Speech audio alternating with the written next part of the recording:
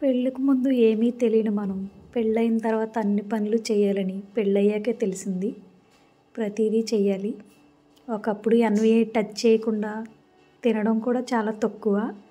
అలాంటిది ఇప్పుడు ముట్టుకుంటుంటే కొంచెం అలా ఉండేదాన్ని, ఇలా చేయాల్సి వస్తుందని ఏదో కొంచెం బాధ. పోనీలే, నాకు కూడా అన్వి చేయడం వచ్చు, కుకింగ్ చేస్తాను నేను కూడా అన్న ఆలోచనకు వస్తుంటే బాగానే ఉంది, పర్లేదు. ఈ ఎక్స్పీరియన్స్ కూడా చూడాలి కదా. ఈ చేప తోమడానికి మాకు వచ్చిన కష్టాలు మామూలు కష్టాలు కాదు. అసలుకి చేప తోమడానికి, అది క్లీన్ చేయడానికి అసలు రాయే దొరకలేదు మాకు. ఇక్కడ వెతికి వెతికి ఎప్పటికో చిన్నదేదో. కానీ చేప క్లీన్ చేయడం చాలా కష్టమని ఈరోజే తెలిసింది నాకు కూడా. అన్నీ కరెక్ట్గా ఉంటే అన్నీ మంచిగా ఉంటాయేమో. మాకు ఈ రాయి సరిగా దొరకలేదు కాబట్టి కొంచెం కష్టపడ్డాను. ఇది 1 kg చేప రాగండి అంట. కాస్ట్ వచ్చేసి 350 తీసుకున్నాడు మొత్తం. చేపను కొంచెం క్లీన్ చేసి కట్ చేసి ఇవ్వడానికి. మన సైడ్ కాస్ట్ ఎలా ఉంటుందో కామెంట్ చేయండి. కర్రీ ఎలా చేయాలిరా బాబు అని ఆలోచించి ఏదో అలా ట్రై చేశాను. మా డాడీ చెప్తా ఉండేవాడు ఇలా చేయాలి, ఇది ఇలా ఉండాలి అని చెప్పి. అందుకే మా డాడీ చెప్పింది గుర్తు చేసుకుని అలా ట్రై చేశాను. కొంచెం అందరికీ వచ్చిన చేపల కూర పులిసే, నేనేం కొత్తగా చేయలేదు.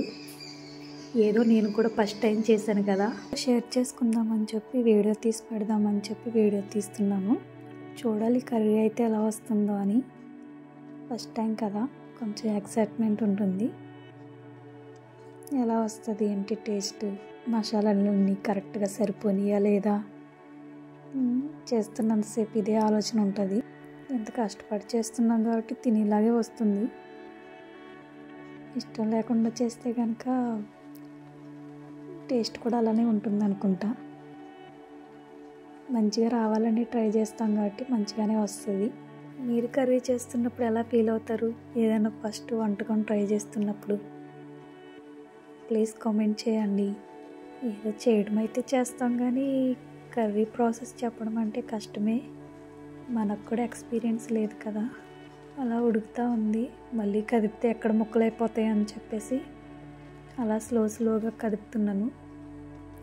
టేస్ట్ అయితే బాగానే ఉంది, ఓకే, తినొచ్చు. మరీ బాగా అయితే రాలేదు, తినేలా వచ్చింది.